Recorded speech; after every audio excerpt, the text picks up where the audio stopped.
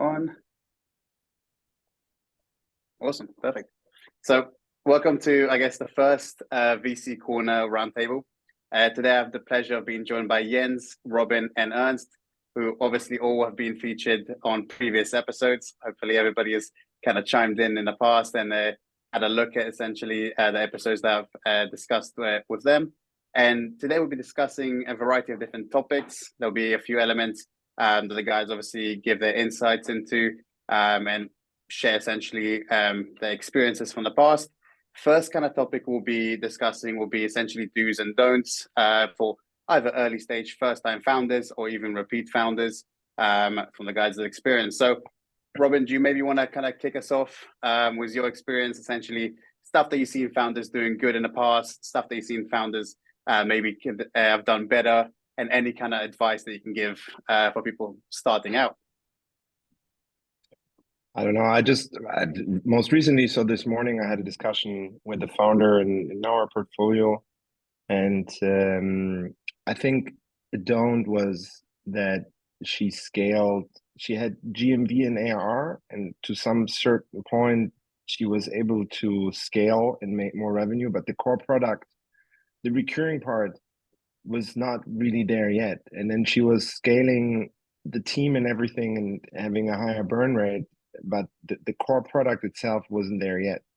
So I think it's important, and here's the do and the don't in the same answer, right? But you rather just pick something that you love, that you're passionate about, than try to have a small team, rather low burn, work very efficient, and try to figure out the product market fit first, and don't scale too early. And over the last 5 years, especially in 2021, having seen companies in the US raising over 100 million with less than 1 million ARR and all of these things, you saw people scaling too early, hiring too early, all of these things. And now, luckily and thankfully, over the last year, I've seen, and when people talk about vintages and why there is a great performance into 8, 9, 10, 11, and why this is maybe great vintages again, then I think it's a core DNA that you learn during these hard times. Rather be like this under pressure coal, you become this diamond gem. And yeah, with a small efficient team, you create this product market fit first, and then you scale it up. And I think this is important. Oh, 100%. I mean, Ernst and Jens, is there any kind of points that you guys also, from your experiences, kind of seen essentially do's and don'ts, or even off the back of what Robin just said as well? I'm guessing you guys probably had some similar kind of or close to experiences in your ventures as well. Well, first of all, I think the point that Robin just made is very valid. And it's also very difficult for the team of a startup, to balance, the speed of basically the product, the development on the one hand side, and the market exploration on the other side. But I would totally agree with Robin. First focus on the product and then approach the market, and of course in parallel develop further the product. I had also recently some discussions with some startups, and I find that in principle the general management is neglected. Many startups focus very well on the product development on the one hand side, and then of course on sales on the other hand. But the entire company, where basically simple common sense is needed, to manage the company.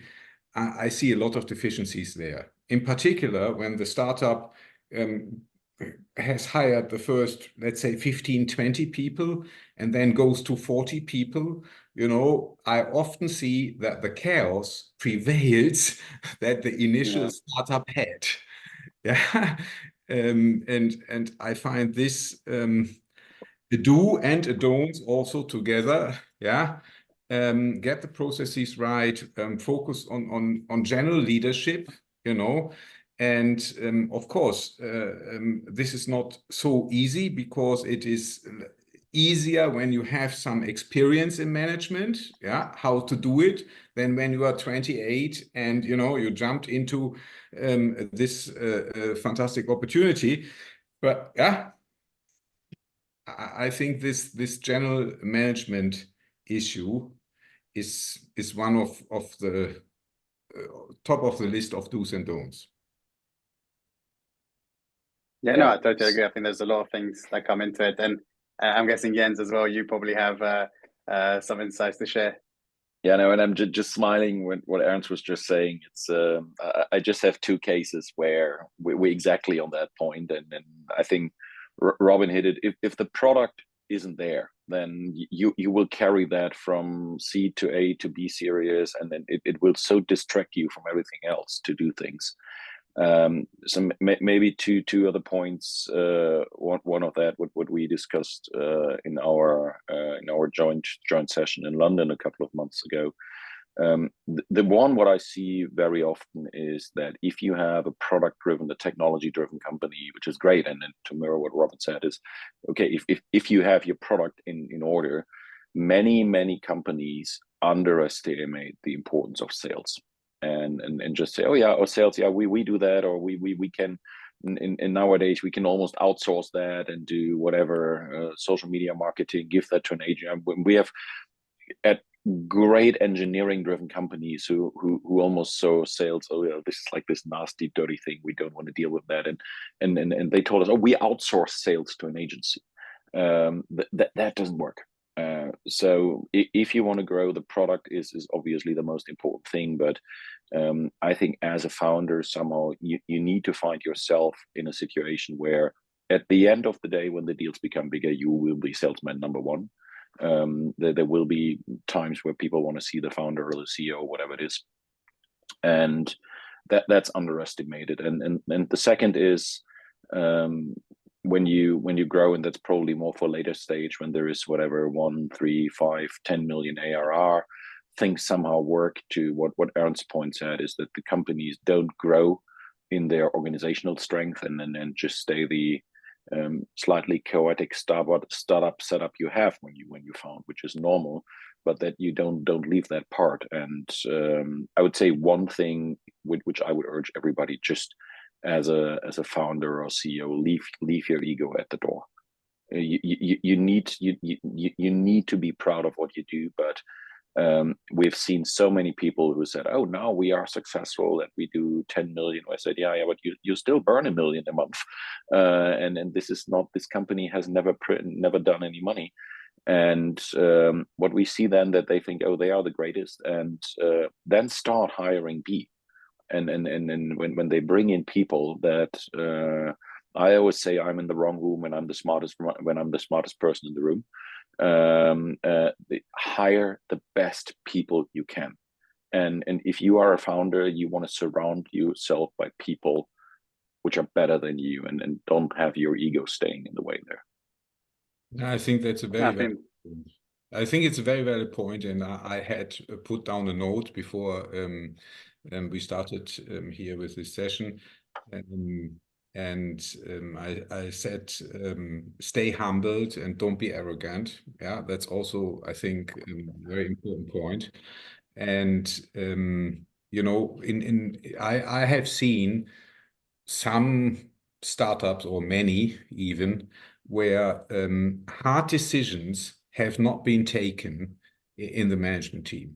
Yeah, and so the organization was built around the founder team, who had significant management weaknesses, and in the end it didn't work. Yeah. So when you are a founder, when you are a fantastic R&D guy, or know what you are able to do, what you can do, what you can't do, know your strengths, your weaknesses, and find the right long-term role for you in that organization. And just to add on that, if the person I'm talking about will know it, and then I have to say I love him for that. He raised the company to like 15 million, and then we got in with the first 200,000. And the company was at a 15 million. He said, hey, honestly, I don't want to deal with that shit. I'm an engineer. And he hired himself a chief developer, hired himself a CEO and a CFO, and basically is an engineer in the line now, is happy as a pig in the mud every day, and said, hey, I'm so happy I don't have to deal with these fundraising bullshit with steercos or whatever. I can just do my job. I'm a developer. He still owns 80% of the firm, but he leaves these guys completely to themselves, run the company. And I think that takes a lot of balls to do these decisions. Smart guy. 100%. No, 100%. I think there's a lot of things that people can kind of take from these essentially do's and don'ts. I know a lot of the people that signed up as well for this webinar are actually people I've spoken to in the past who are like considering, oh, what if I ever started my own company? What if I wanted to go about this? I guess another thing that would be really interesting for a lot of people that would be listening would be, what kind of do's and don'ts would you guys give suggestions to people who haven't yet conceptualized a company, if you will? They have a solid idea. They want to take it to essentially maybe an investor, or maybe essentially to build a founder team, or however, maybe kind of taking that first step. Is there any kind of recommendations you guys would have for people like that? Don't do it.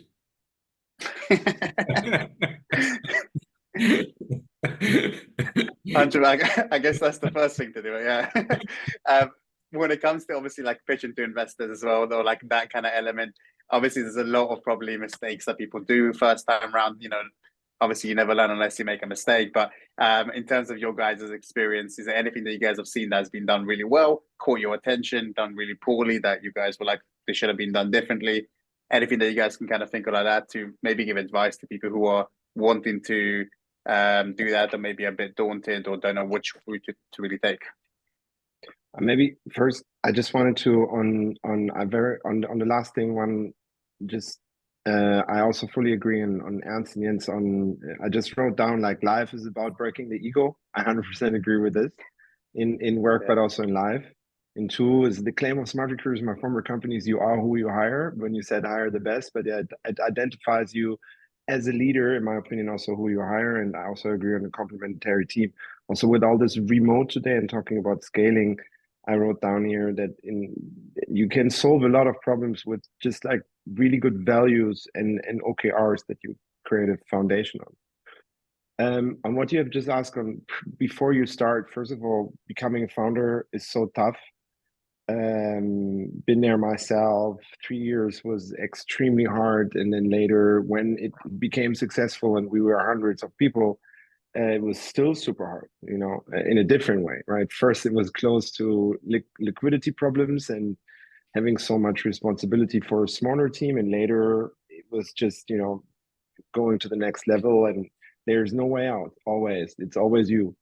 But back to on things you should consider. So I think one, but this is nothing else than Sam Altman or Steve Jobs or wherever, you need to have the grit, and you need to want to pursue it, and persistency and resilience is key to not give up. And you need to choose something you truly love and want to pursue, and sometimes it will take years, and you need to want to build this anyway.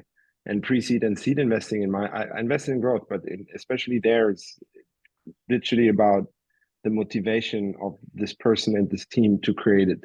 And when you raise money in pre-seed, today things are easier. You have Figma, you have Sketch, there's so many things you can do before you even talk to your angels.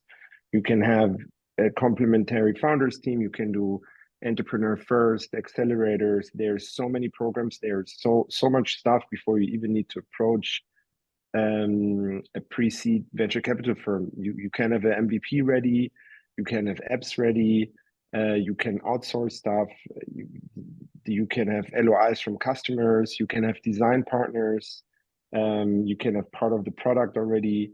There is a lot of things you could have in place before you even talk to anyone. So also I would say, because I started doing this in 2011 and investing in firms early, and then 2013 starting my own.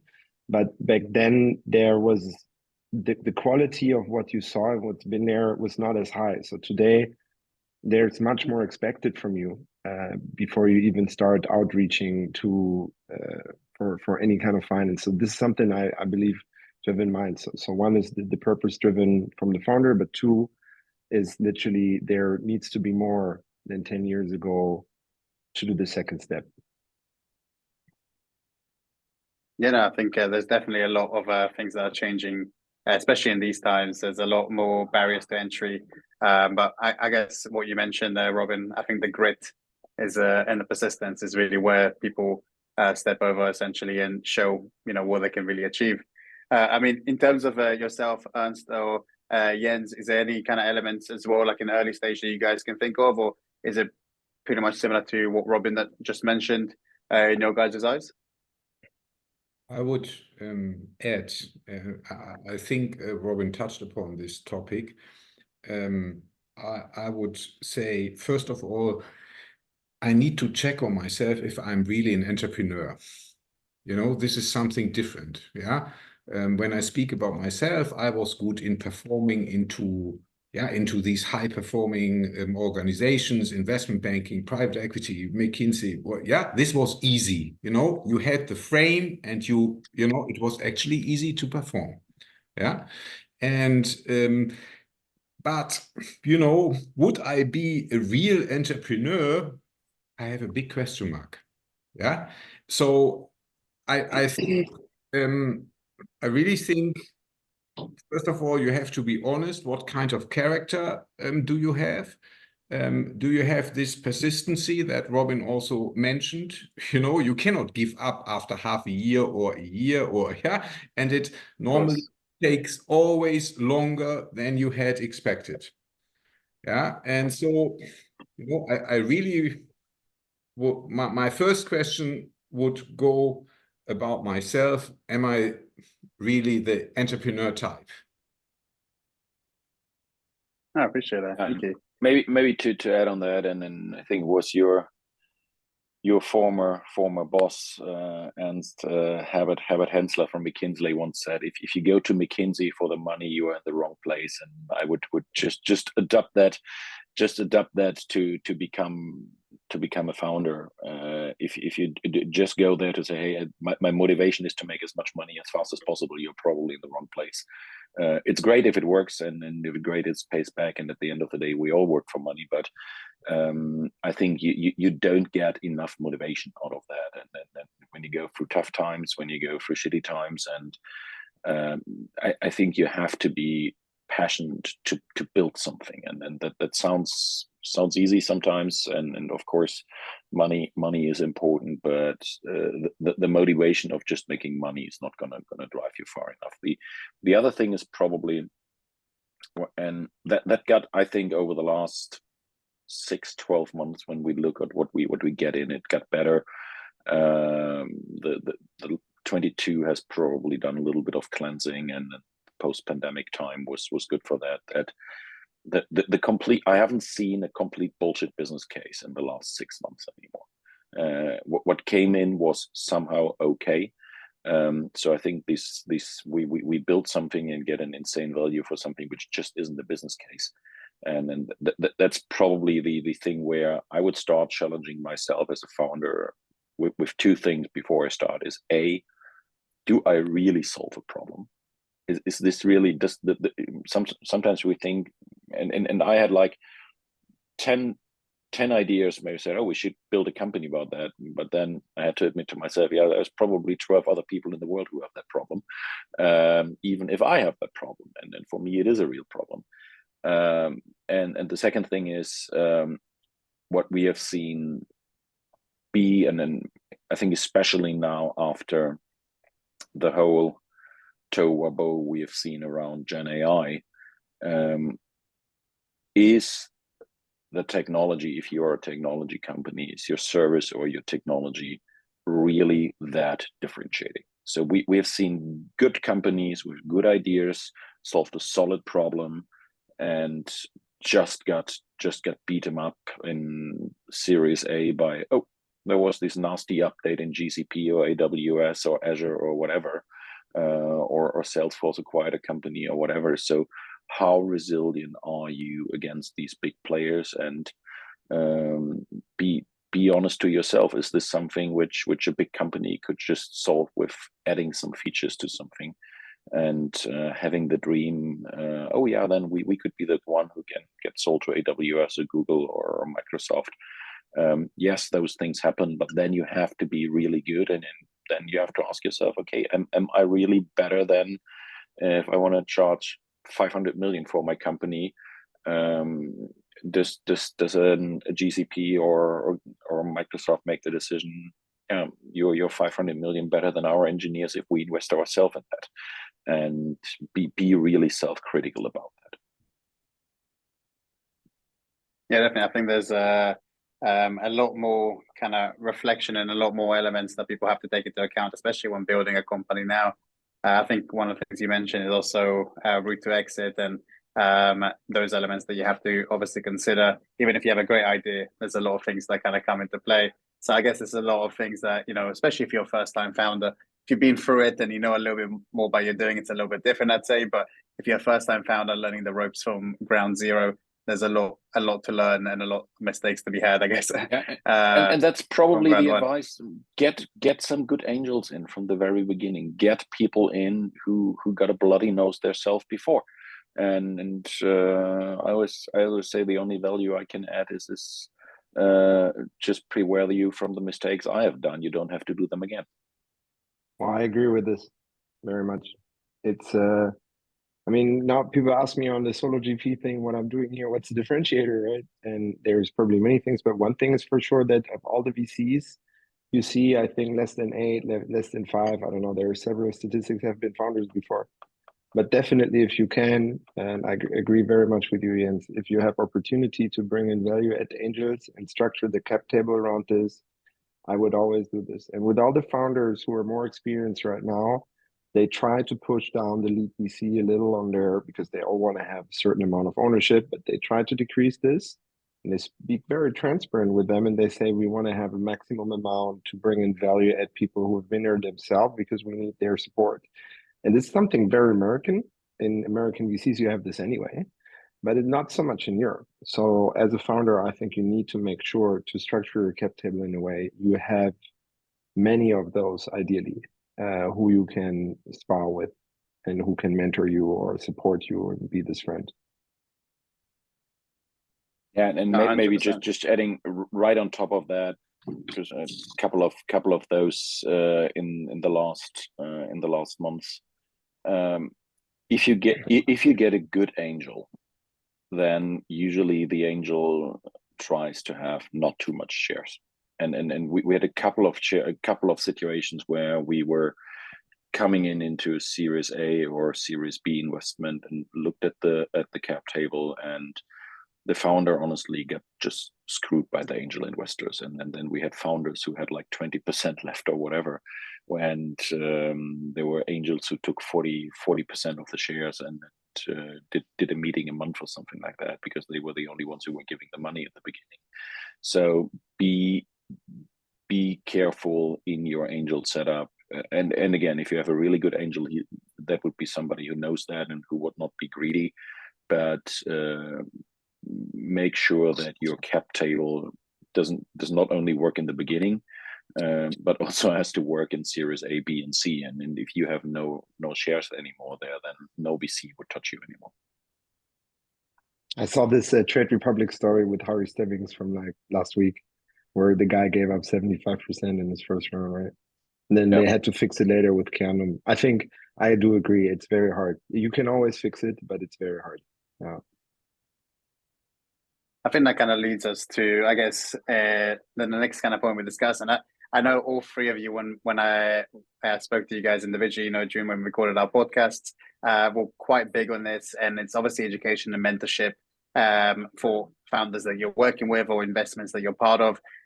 Essentially, Jens, like you mentioned, bringing the experience that you've been there and done that and kind of going forward in that regard. I guess when it comes to education and mentorship for you guys specifically, everybody has their own route, I guess. Everybody has their own way of, I guess, providing the insights and that kind of help to the founders in their team. What elements would you guys really look to instill in the founders that you're working with? What kind of mentorship approaches do you guys really kind of take with your portfolios and companies that you're essentially looking to potentially work with as well? Maybe I can give it over to Ernst to to kind of begin for us. Okay, thank you. Well, you know what, I focus on those do's and don'ts that we have mentioned earlier. Yeah, I focus on internal processes. I focus on team dynamics. Yeah, and also I try to push them to having the most possible transparency with respect to their finances. Yeah, those are the topics in one particular case where I have invested. I'm pushing very hard. That's awesome. I mean, yeah, and Robin, in terms of your guys' self, is there any kind of other elements that you guys really focus on, whether it's a repeat founder or a first-time founder, that you guys really look to make sure they have to get these elements right? We have to make sure these elements go according to plan. I mean, I'm now a VC, so I'm doing this full time, and so I have built like a network around it, right? I have 100 operators that I would connect you to. So whatever the topic is, there's someone who would support you. However, if you speak with me, it's probably leadership, OKR values, setting up the company right. It's obviously because of Smart Recruiters and having worked in HR and TA for 10 years, it's a talent acquisition and everything around HR and TA. And then personally, when I worked there, what I ran was comms marketing, sales, like everything that's go-to-market, GTM, up to customer success. So, and then last but not least, fundraising. I think all of these things are stuff that you could talk with me. And then last but not least, me as a friend. I think I'm the person, if you go into your board, because I don't take board seats anymore, I only, but purposely, because I want to be collaborative with other investors, do follower tickets. I want to be that person, that the most trusted partner. So you would call me before you go into your board meeting. That's kind of the idea. And then for everything else, I would connect you with the operator network, which could be things that I couldn't answer, right? From architecture, tech, product roadmaps, and so on. There's people who are way better than me that I would connect you to. But this is in particular where I jump in. I think it's often founder to founder talk and someone who's been there themselves, because yeah, Smart Recruiters is going to 100 million ARR and profitable, and in the US, and you know, having raised 200 million as a founder myself and 250 million as a GP, there's things where I just the pitfalls that Jens mentioned earlier, things you want to avoid and things you want to do. I think I can help to a certain point, but everybody's also on a different stage. There's already some progressing faster, yeah. So it's different things.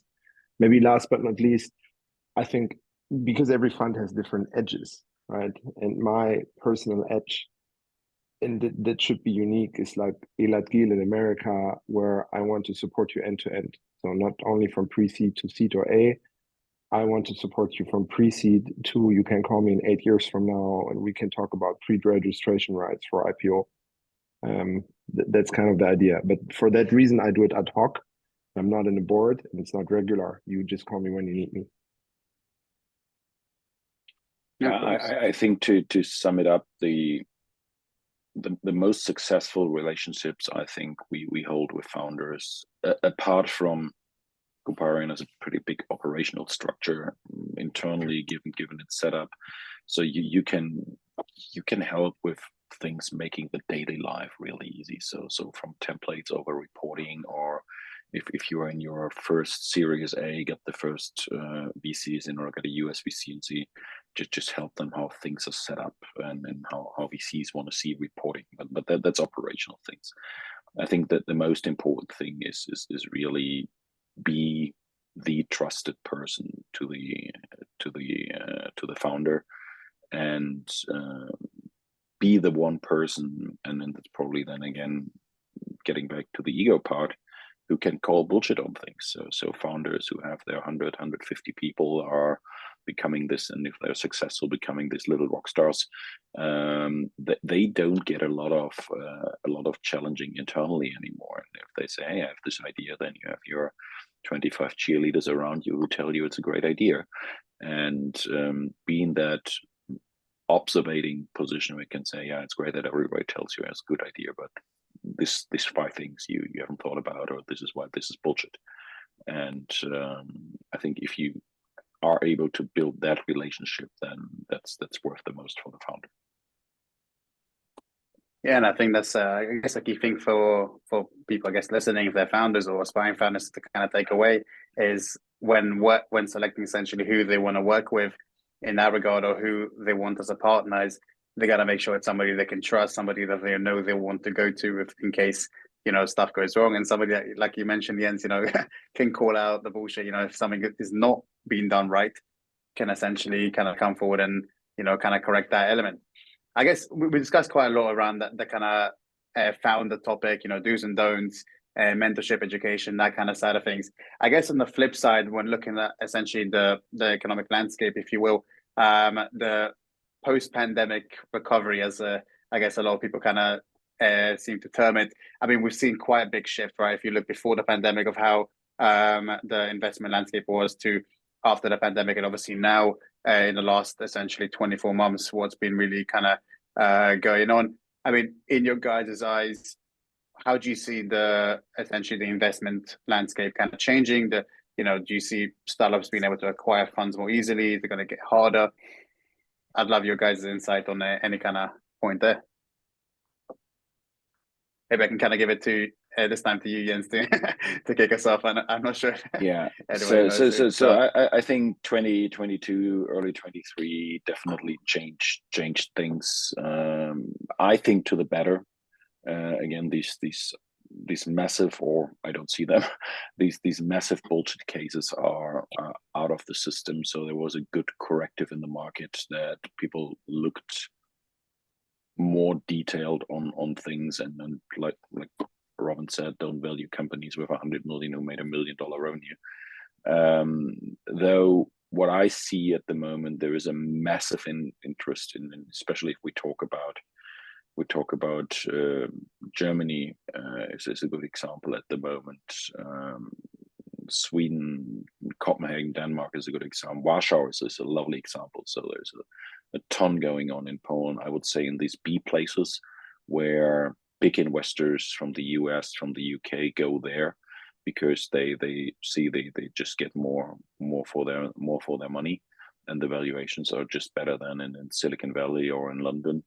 And I think there is as smart people and ideas there, and I think the investment community got a little bit more open to that as well, to say, okay, if you grow beyond the Series A and a Series B, if you want to internationalize a company, you want to have a large scale VC, and you don't want to have a local only. And well, Ernst was on the PE side, so we've done a couple of deals with EQT Venture. Great partner to grow with, great Scandinavian mindset, different approach to many German ones. So I think at the moment the climate is actually quite good if your case is good, and if you have a solid idea. And I have a little bit the feeling that it even became easier to get international players in like these. I don't want to call Germany a B country yet, but it's not London, it's not New York, it's not Silicon Valley, but there is definitely high appetite there to invest. And with the whole, at the moment, somehow crazy economic climate, I think it's a really good time now to do your fundraising if you have a good case. I mean, for me, I started this Robin Capital, did my solo GP last year without an anchor and without anyone, just okay, let's do it. And it went not as easy as I thought. It was a tough year. It was a really tough year. I think it was the worst year in comparison in like 20 years of venture capital. And raising the fund was pretty hard.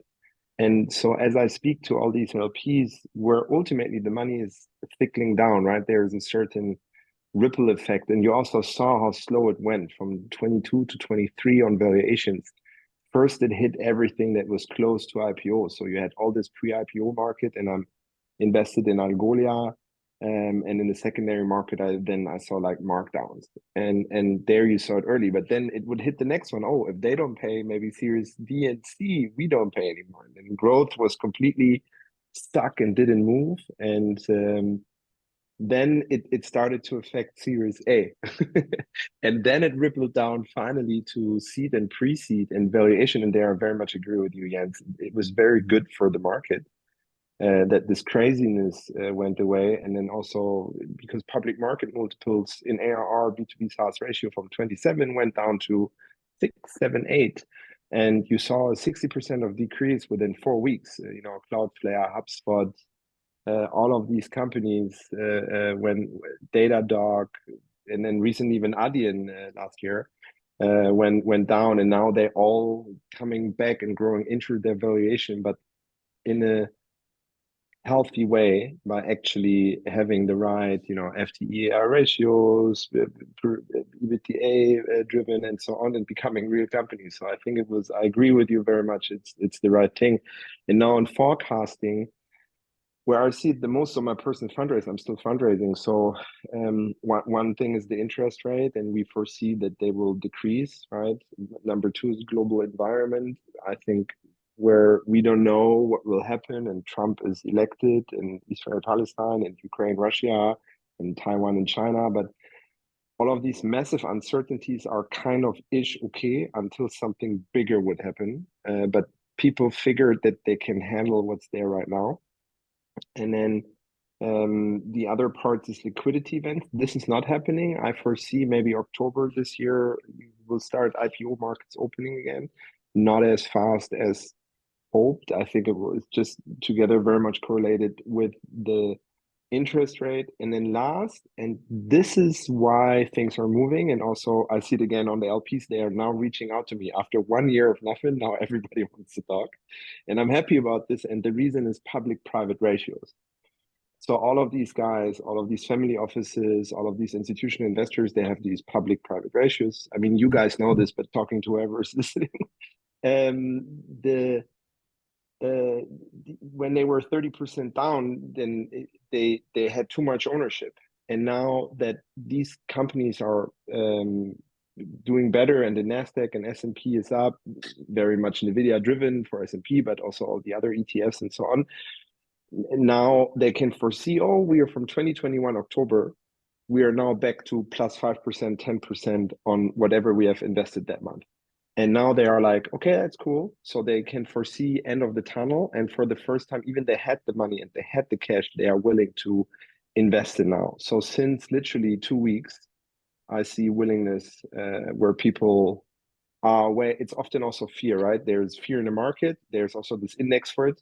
And then nobody is moving. And now I see people are moving. And then I think unless something happens, it could again become like a good ripple effect. And then with decreasing interest rate, we can be in another amazing vintage that will then be starting. I don't know when bear market is, but that all said, I'm super happy that I somehow managed to raise this little small thing last year, because I had opportunity, and we talked about it earlier, to invest in these companies. And it's so, sorry, I have to make one last anecdote, but I have this former investor, Rajiv Batra. He's a partner at Mayfield, and Mayfield is one of the oldest VC, if not it's for sure the oldest in the Bay Area, Mayfield Partners.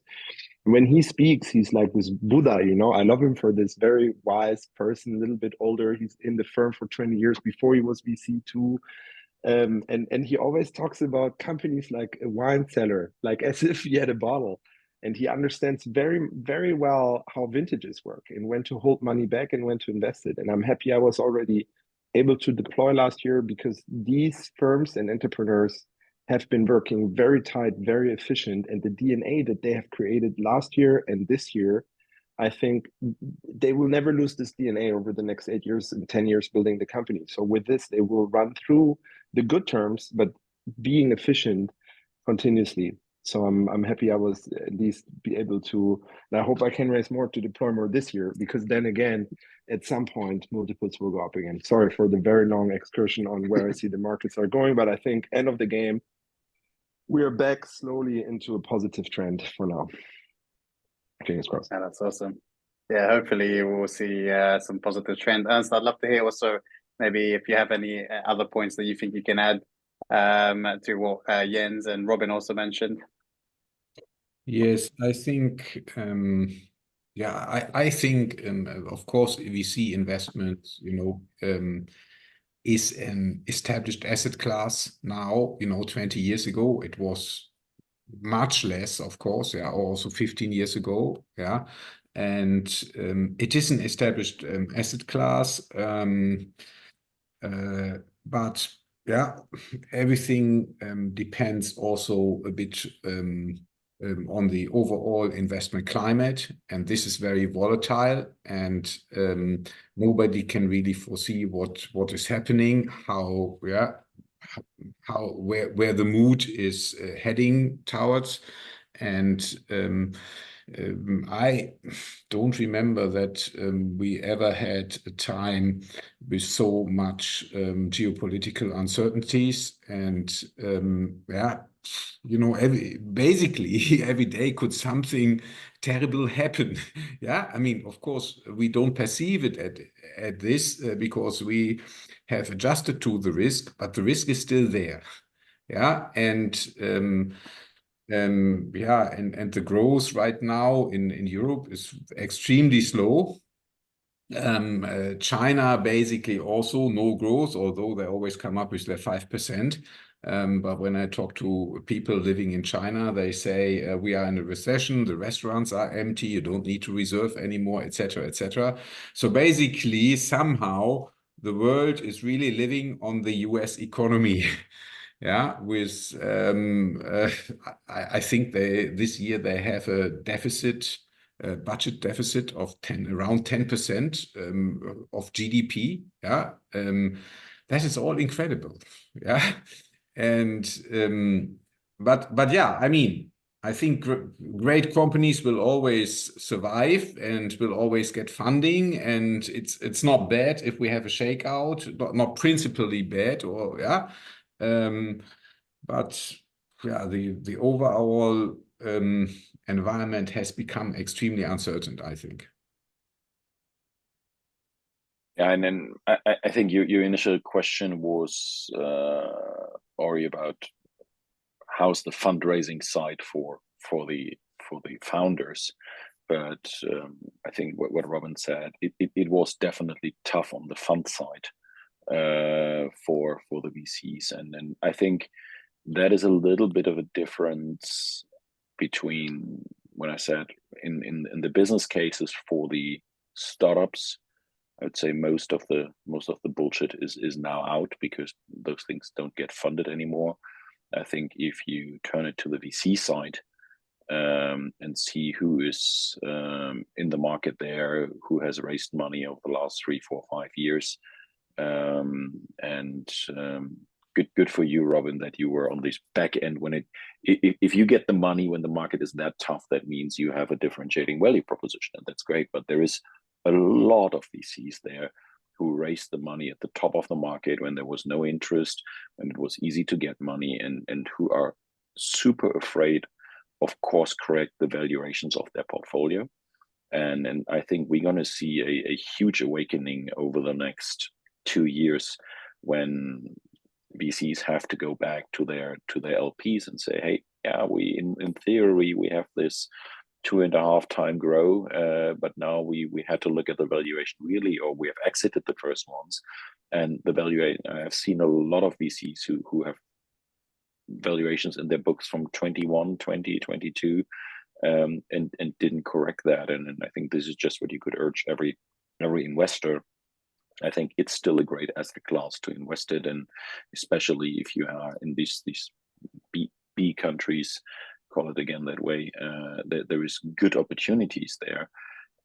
But I think we're going to see a lot of cleanup in the VC area, and to be very honest, that is needed. Yeah, I do agree. It's interesting on these. I talked with some professional LPs who spent their own money And they were very sensitive about what you were just describing. So they were reviewing their plus 30 VC investments, where all over they normally come around as 4x, etc. These fund-on-fund strategies actually work very well because you can outperform your own VCs. Funnily, I also had to learn this, which is interesting. However, they told me with many of them, as you just mentioned, they haven't done haircuts. And they were shocked that these VCs, not like Ps. P is very different. Ps started very early to find the right measurements, to do the right haircuts according to the markets, but the VCs didn't. And when they didn't see the haircuts, they said there will be no ref up, and they need to reallocate.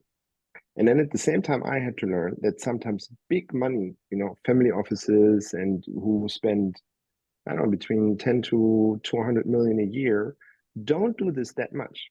Because actually, I 100% agree with you. Now would be the time to say, okay, who did the wrong deals in 2021? Who was greedy? Where's no performance and what was obvious? And who was not disciplined on pricing and sourcing and picking? And who, by the way, should have had DPI, right? Because 2021 was a great year to sell. Why didn't you sell and do secondary or so? Why didn't you return money? And this is all conversations they should have with their GPs, but they often don't, because the people who are managing the money for the family office, and I'm realizing this, they have these GP relationships of people that they personally like, and then they just ref up again the third or the fourth fund, where I'm wondering why they do not reallocate. And I really don't have the answer for this, if it's just laziness or whatsoever. And then you come in there as a new emerging or whatsoever, and then they tell you, yeah, we only do one new a year. Very unlikely. We have our existing. I look at the existing portfolio and I know there's so much shit in there. Sorry for my wording. And I wonder, sometimes I'm fascinated how money is flowing there, right? So this is one interesting thing. And then money for the startups. Everybody talked about the dry powder, but no one was pushing for dry powder. So 2021, all these GPs were like, yeah, we need to deploy faster, because they were certain they raise a new fund. So they were deploying at any pricing just to spend the money. So once they have 65 different deployed, they can raise the new fund. This is the usual ratio in an LPA, right? In a limited partner agreement. And so they were burning so fast. But then 2022, 2023, it went down. And then they love their management fee. They're so addicted to it. So they were slowing down their investments so they can gain their 2%, and they pay themselves 300, 400, 500K salary a year, and they love it. And now's the time. Last year was the time to invest money, and they had the money. They had 100 million still there that they haven't called. But now they go back to their LPs and they're saying, yeah, we don't see the right deals. No, you're lying.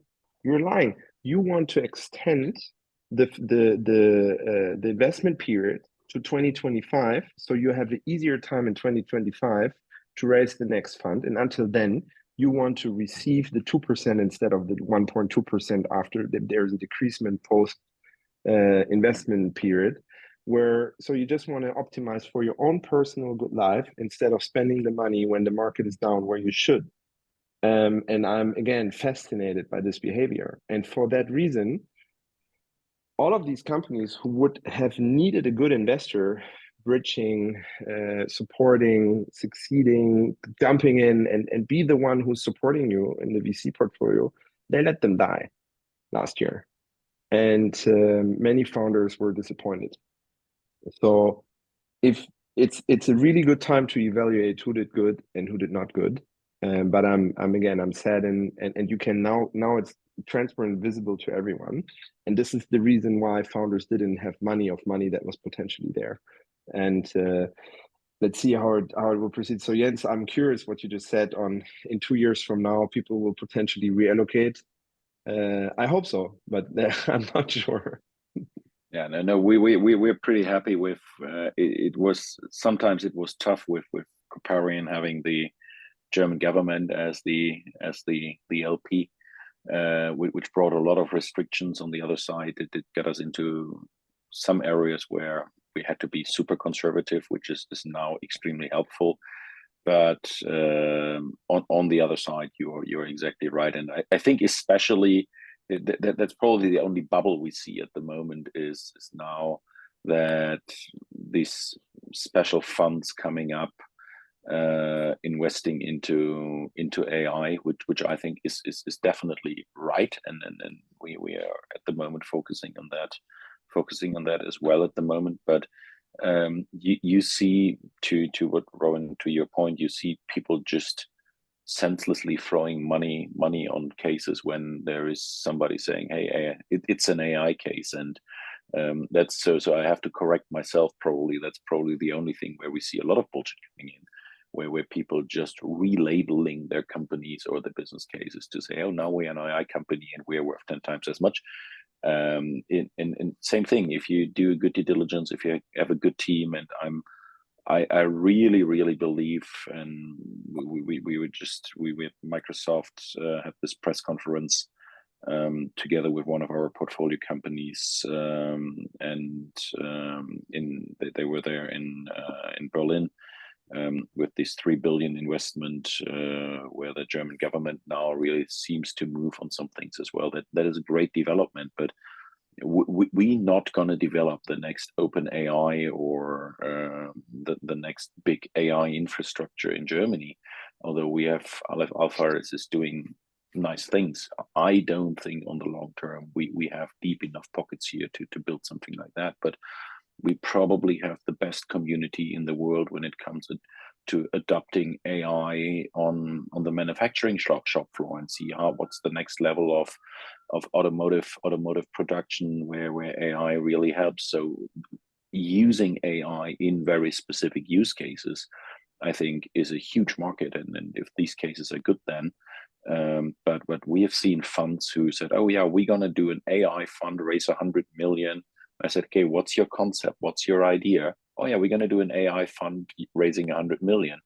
And there was nothing behind it. And yeah, those things will definitely clean up in the next 24 months. Yeah, I think there's definitely quite a lot. I think we discussed this as well previously, at least myself and Jens, about the AI topic and companies branding and stuff like that. I guess last kind of follow-on question, just a bit conscious of our time, but last follow-on question, I guess for all three of you is, obviously post-pandemic recovery, there's going to be quite a lot of cleanup. There's a lot of companies that are going through this kind of element, but there's also, like all of you mentioned, good use cases will get the funding, right? If you have a good idea, if you have a good backing, and you know what you're doing, you're gonna find the funding. The market is not that essentially empty for people who have a good concept. Is there any kind of like technology specifically that you guys are really excited about? I know Gen AI and AI is a massive topic, and I think that's like something that's grabbing everybody right now. Is there anything kind of smaller for you guys that you guys are really excited about, that you're seeing on the market? Maybe companies doing something a little bit outside the norm that really kind of steps to you guys? Maybe I can start with you, Ernst, this time. I think Robin is best positioned to answer this question. He sees the most cases, probably. Yeah, I had invested into a restaurant technology case, which wants to offer basically all software systems for a restaurant in one application, in one tool, and that runs very well. So I don't know, I'm not a technology guy. I don't know where the future technology has the best potential, but I think even existing technology could deliver new use cases. 100%. I mean, Robin and Jens, is there any kind of elements in your guys' experience that you guys have seen? I don't see so much, right? I'm a solo GP now, so I maybe see 100 deals a month, which is in comparison to when I speak to my VC peers who track like everything, have thousands of deals a year, not as much. What I can say, by coincidence, I came back from holidays and I had to transfer in Zurich, and I sat next to my good old friend Johannes Reck from Get Your Guide. And we were talking about it, and obviously I reviewed a lot of climate tech deals, and we talked about waves and what's on vogue and what's cool. And I was never the guy who would have then said, okay, I make a climate tech fund or whatsoever, because you at one point there, all these carbon tracking API, whatever the thing is there. You cannot go to the next level unless it's hardware. I had a talk with Albert Wenger from Unisquare about it. When you really want to do climate tech, it's rather, so a friend of mine, Reno Visage, he makes no slate VC 250 million growth climate tech fund. This makes sense to me. But another pre-seed seed climate, just because it's easy to get LP money for it, because everybody loves to invest in climate, but it's very hard to find companies that actually can make 100 million ARR with it on a software only base. So to me, this is something that is likely not going to work out. And then I very much agree with Jens that AI is something that I believe is real. And now the question is just, I also agree there, if Sam Altman wants 8 trillion, or maybe you shouldn't start a semiconductor firm in Germany, because it takes so much capital. And you give Aleph Alpha, then there's Mistral, right? All infrastructure layer, and Tomasz from Theory raises as Solo GP 200, I don't know, 50 million, 200 million for 16 lines into infrastructure. I think this can work. But more importantly, on AI, there's enough, and I agree again very much with what Jens said, there is enough stuff you can build on this application layer. And now I'm dividing it in 2 things. One is the feature. So with Get Your Guide, they already have features in AI they can do themselves. You don't need to create a company for it. Well, I see thousands of AI agents where you have customer support or claims for insurances or compliance and all of these, which is maybe features that then DataGuard could who's already existing could add this to their tool they have already in compliance. Zendesk could add an AI bot to customer support. Everywhere I go, I find an opportunity to build this feature, and you cannot have customers as fast. But here it comes. On an enterprise level, I don't think that's true. On an enterprise level, they are to a certain extent helpless. And I know of one of the big 4 who now gave 8 million to, I believe, Accenture in a certain country to create them AI bots on these enterprise levels. So if you think of Celonis or your iPad, this kind of entering, right, land and expand, we create you this product, and then we will expand with you. And it's like high ACV enterprise AI sales on an application layer. There's hundreds and thousands of opportunities of building companies, again, that can make 100 million ARR by selling 200K ACV to $1 million ACV and more, building products that are needed. Jens gave the example in manufacturing and maybe automotive, and there's 100 more. And this is very big. The thing here is that the entrance barrier is not super easy because it's often complex. And you need to be able to sell enterprise. So you need to figure out who are the right teams who can build this. Because I see all the time people building AI, trying to bottom up, scale fast thingy, but I think they will crush at some point. So I'm rather looking for those who are in the mud and eating the shit. I don't know, but like who are willing to set themselves up early for enterprise sales in AI. And I'm personally excited about this. I have invested in 1 company who does this full time, and 2 companies where it's somehow part of the deal now, just because it's there. That's awesome. Yeah, maybe if you, and then I completely agree with everything you said, Robin. I think these opportunity on use cases, whether it's in the professional service industry, manufacturing, or whatever, is huge. And to the earlier point, it makes the startup pretty resilient against the big infrastructure players. Microsoft or Google is not going to go into a big 4 and gives them a AI-based application to improve the audit cycle. That's way too niche for them. And the Accenture might build a solution, but if you are the SaaS company who says, okay, let's take GCP, let's take AWS, let's take OpenAI on Azure from Microsoft and build those kinds of applications. These going to be the winners, and they're going to get the heck of support from these large infrastructure players because they're going to create the burn on AI, and that's what they want. If you elevate it up, I would say super optimistic on three areas of business, and slightly, unfortunately, slightly pessimistic on one.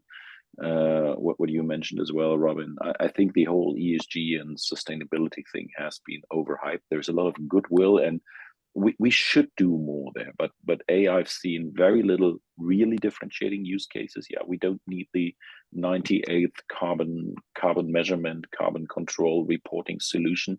That's going to be covered by the big ERP players anyway. But there are some differentiating ones, like I said, going into hardware. But what we see, unfortunately, and we as a society, we should do more there. The companies just invest the bare minimum to be compliant. 80% of the companies I know say, hey, yeah, we need to invest into ESG, but I exactly going to invest what I need. That's it. So from a pure investment perspective, I think that's tough. The one I'm super enthusiastic about is manufacturing. And when you look at I think we're going to see the decline of the economy and trouble in the economy in China way faster than we think. This is not a 5-year or 10-year thing. Their demographic issue is so huge. Their real estate debt is a monster issue, and I think we're just going to see companies falling out there and not being able to deliver anymore. That there is going to be a second chance to really build the next level of manufacturing, especially in Europe. There's a lot of competencies. You can build things differently now with technology than in the past. And we've seen a great example in the furniture industry who just got a big fabric built in Eastern Europe. And they are now producing cheaper in Poland. And if you have been in that industry, they have gone to China, to Indonesia, to India 10, 20, 30 years ago. It's cheaper now to produce in the EU because in that factory, there are exactly 3 people working. It's just high degree of automation. And the problem is China cannot innovate themselves out of the trouble because they have too many people. The whole economy in China production is on labor intensity. And if they now start automating, they have a huge issue. So I think that is and again, if you are the AI company who helps to build a fully automated production for furniture manufacturing process and run these machines, run these processes, do modeling of factories, there is huge potential. And there is huge IP in Europe and also in the US. So I think this upcoming crisis in China is a big chance for us. The second thing is public sector. There's the public sector needs to finally get automated, and there is things which have happened which are great. Fortunately, Europe is a bit in their own way again now. The AI Act, something I think is a lot of excuse again for people to do nothing. But I have seen great public sector and public sector near use cases, again, especially around AI over the last month. And that is the automation of public sector is going to be a huge game. And the other one, which is probably more a thing which I want to see working, is the whole healthcare and care area. So there's great technology cases in healthcare, which is interesting. Where when you look at the Japanese economy, the Japanese startup economy is deploying hundreds of good ideas how you can use AI in healthcare. And I think with the overarching society we have and the shortage of people we have working there, trying to really get better technology in there is a case. And we've seen in dementia treatments where you have bots who talk to you based on your social media profile. And I had a conversation with that bot, and honestly, I had a good conversation with that thing now, and I think it's still going quite well. But it is key for dementia treatment to keep people engaged. And if people can talk with something about their favorite topic, that is going to help them, and that is going to take pressure from the families or from the people who don't want to talk about the same thing 29 times a day. So I think there is huge opportunity there. And yeah, the whole ESG and environmental thing, there's a huge problem, but I see at the moment, apart from people who are passionate about it, there's very little willingness to really seriously invest into it. I mean, I think there's quite a lot of elements I think that's going to be changing, especially now with what's being implemented, like you mentioned, Jens. Quite a few different sectors that are seeing essentially not a revamp, but like a lot more elements coming into them. Especially, I think from what I've seen, at least, manufacturing is definitely a massive one that is getting essentially changed quite a lot. I mean, is there any other kind of elements that anybody else wants to add on top of this? I think we covered quite a lot of topics. I think there's been quite really actually amazing insights provided by all three of you guys. But is there any kind of elements that anybody wants to add on top, or is it all pretty much being covered, do you guys think, from the 3 points you guys mentioned? I think that's covered in that regard. So look, guys, I really appreciate, obviously, all three of you joining. You know, this, like I mentioned, this will be posted. So anybody listening to this, you know, you can always find Jens, Robin's, and Ernst LinkedIn's below. If you have any, obviously, questions, we're going to send out like a little questionnaire afterwards. This was meant to be a live Q&A, but technical issues, as we found out, kind of arose. But obviously that will be kind of sent out. If anyone has any questions, feel free to ask, maybe towards a specific guest or towards the panel itself. And then hopefully that can also shed some insights into anything anyone wants to find out. So I thank everybody for joining us, and we'll take it from there.